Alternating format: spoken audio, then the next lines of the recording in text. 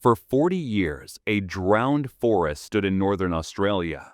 150,000 dead trees, their skeletons sticking out of the water like grave markers.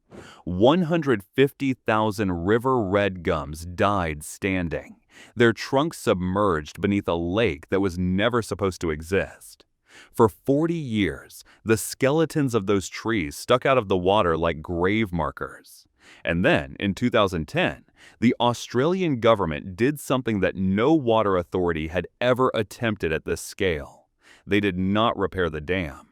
They did not upgrade the pumps. They did not spend billions engineering a fix.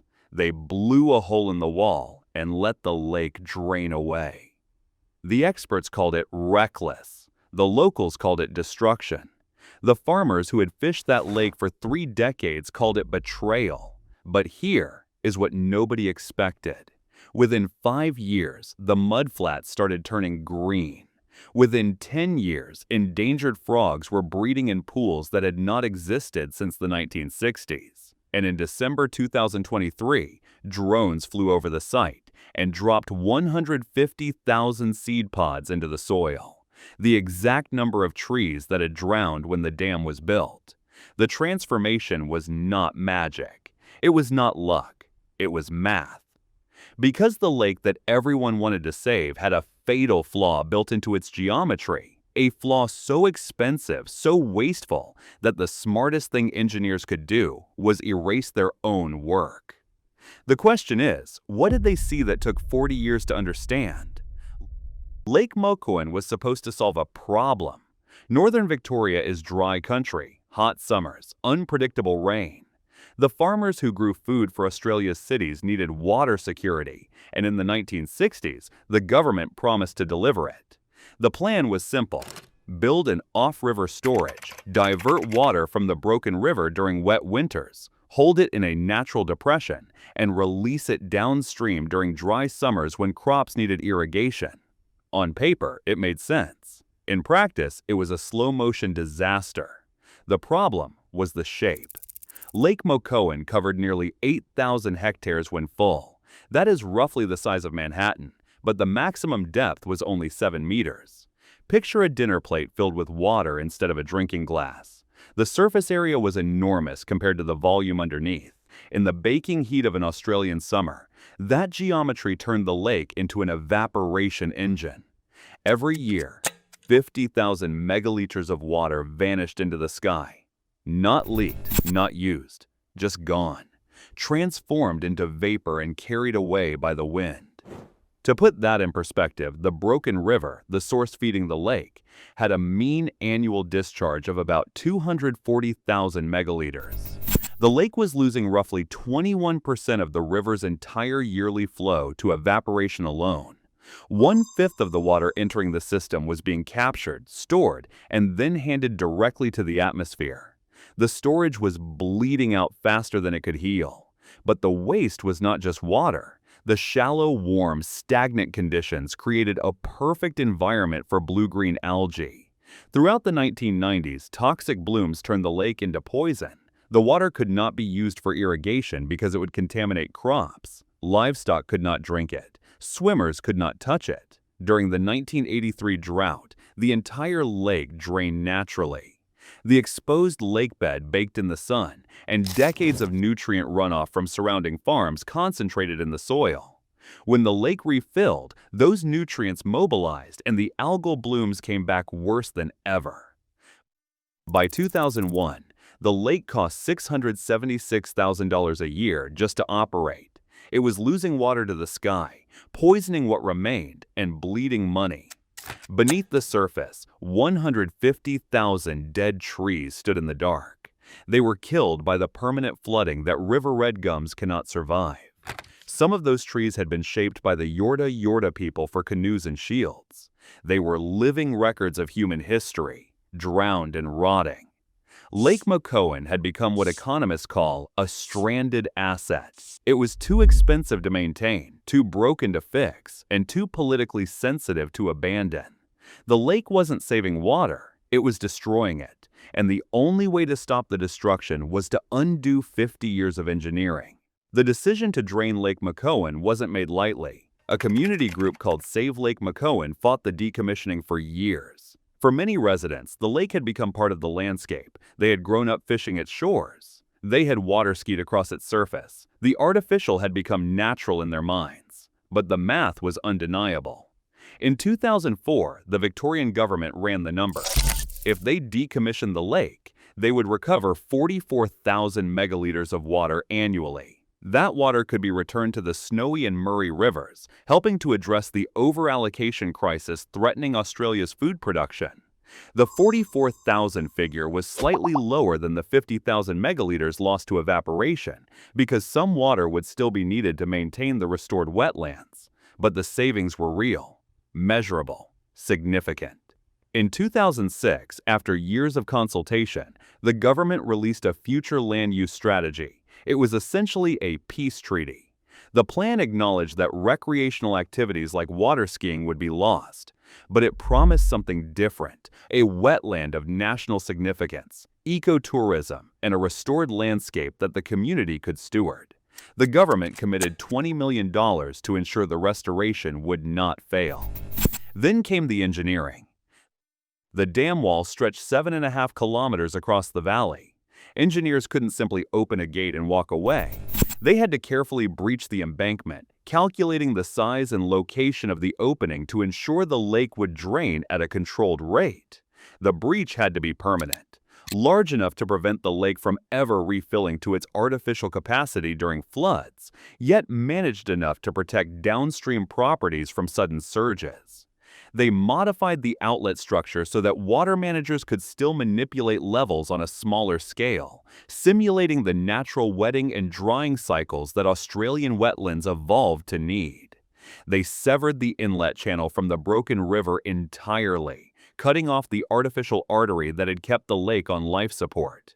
But draining the lake created a new problem. As the water receded, it exposed thousands of hectares of bare mud. The community feared dust storms, winds whipping toxic sediment laden with decades of algal residue into nearby towns. The restoration team moved fast. They used aerial agriculture techniques to seed the exposed mudflats before they dried completely. The first plantings were southern cane grass and other native species that could tolerate the soggy, nutrient-rich conditions of a dying lakebed. The goal was not beauty, it was stabilization. Getting roots into the ground before the wind could carry the soil away. It worked. The feared dust bowl never materialized, but stabilizing the surface was just the first step. The harder question was, how do you bring back a forest that has been underwater for 40 years? The original hope was that river red gums would regenerate naturally, seeds in the soil would sprout, and the forest would return on its own. That hope died quickly. River red gum seeds do not survive 40 years of submersion. The soil seed bank was gone.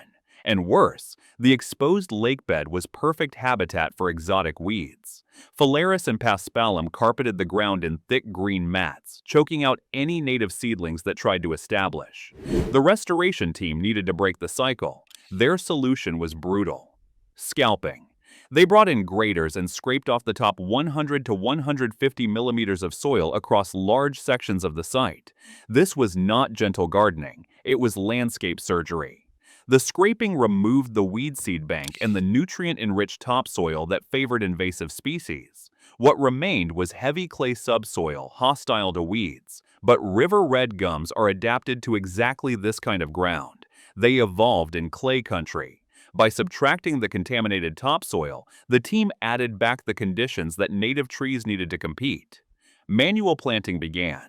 Volunteers and contractors put 18,000 box woodland trees into the ground in 2015 alone. But the scale of the site, 8,700 hectares, demanded something faster.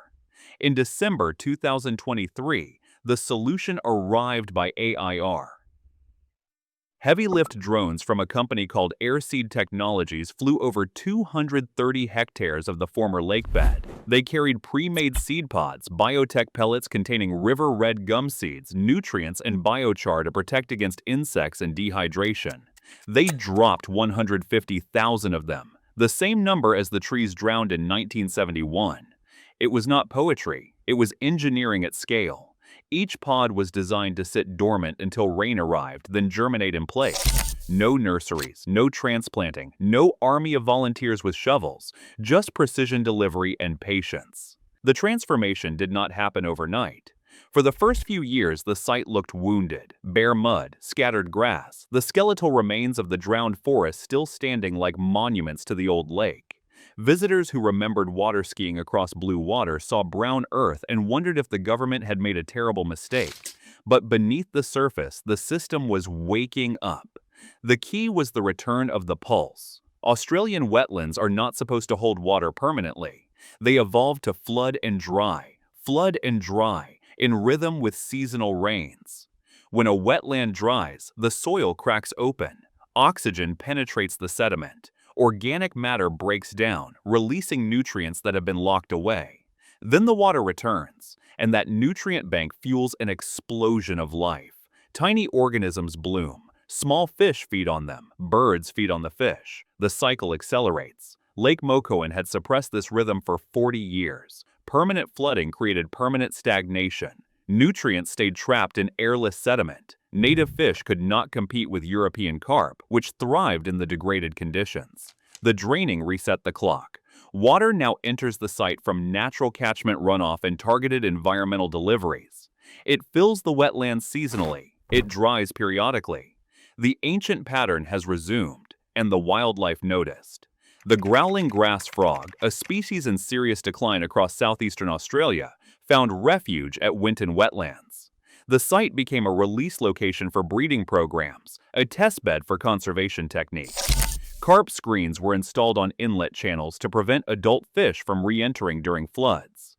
Community events called carp musters removed thousands of kilograms of invasive fish biomass. In the treeless plains of the former Lakebed, where decades would pass before new trees matured, the restoration team built habitat stacks from salvaged timber. Artificial homes for reptiles and small mammals. Monitoring cameras recorded animals using them within 24 hours of construction. The ecosystem was not waiting for permission. One species became the ultimate test of success, the Australasian bittern. This heron is one of the rarest birds in Australia. Fewer than 1,000 mature individuals survive. It lives hidden in dense reed beds, and during breeding season, males produce a deep, booming call that early settlers mistook for the mythical bunyip. Before the lake, bitterns lived in the Winton swamp.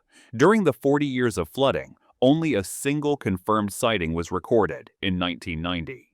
The question hanging over the restoration was simple: would they come back?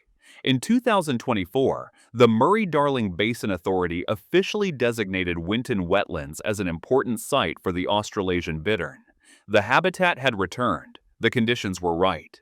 A related species, the Australian little bittern, was confirmed and photographed on site.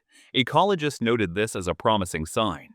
The food web, including the small fish and frogs that bitterns depend on, was recovering. But in the summer of 2023, volunteers from BirdLife Australia set up acoustic monitoring equipment and listened at dusk for the famous boom. They heard nothing. The Australasian bittern has not been confirmed breeding at Winton yet. The habitat exists. The site is listed as critical, but the bird itself remains elusive. This is the truth about ecological restoration. It operates on timescales that humans find uncomfortable. The 150,000 seed pods dropped in 2023 will take a century to grow into anything resembling the forest lost in 1971. The bittern may take decades to establish a booming population. The system is healing, but healing takes time. The numbers tell the story. 50,000 megaliters of water no longer vanish into the atmosphere each year. That water stays in the system, available for farms, for rivers, for ecosystems downstream. Visitor numbers to Winton wetlands grew from 36,000 in 2016 to 2017 to over 65,000 in 2018 to 2019. A site that was once a source of community conflict has become a destination. The Mokoan Hub and Cafe serves as a gateway for visitors. Luxury camping options allow tourists to stay overnight on land that was underwater 15 years ago. An outdoor sculpture walk called Lochpoch Nachan Danak features the work of 15 Yorta artists, reconnecting indigenous stories to a landscape that was severed from its cultural roots in 1971. The financial model is evolving too.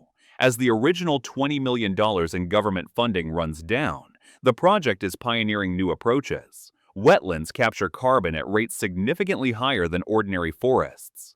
Winton is developing methods to measure and monetize that carbon storage, turning the restored landscape into a long-term financial asset. Conservation charities have partnered with the management committee to drive private investment. The goal is a self-sustaining system, ecology and economy reinforcing each other. The contrast with the old lake is absolute. Lake Mokowan was static water, evaporating reserves, toxic blooms, dead trees, invasive fish, declining visitors, mounting costs. Winton wetlands has pulsing hydrology, recovering woodlands, endangered species returning, growing tourism, carbon revenue potential. The same land, the same water sources, the same community. The only difference is what humans chose to do with it. The lesson of Winton wetlands is not that dams are bad. It is that engineering is never finished. The people who built Lake Mokowan in 1971 were not fools. They were solving a real problem with the tools and knowledge they had. But systems change, climate shifts, understanding deepens, and sometimes the smartest thing an engineer can do is admit that the previous generation's solution has become this generation's problem. Subtraction can be as sophisticated as addition. Removing infrastructure requires precision. It requires planning. It requires the courage to tell a community that the lake they love is actually a wound that will not heal. 40 years of damage will not be undone in a decade. The forest is coming back, one seed pod at a time. The birds are returning, one species at a time. The cultural connections that were severed when the valley flooded are being rebuilt, one sculpture at a time. Human ingenuity created the problem. Human ingenuity is creating the solution. The variable that connects them is time. If you want to understand how engineers are reshaping landscapes across the planet, from reversing deserts to rebuilding rivers, subscribe. The next project might change how you think about what is possible.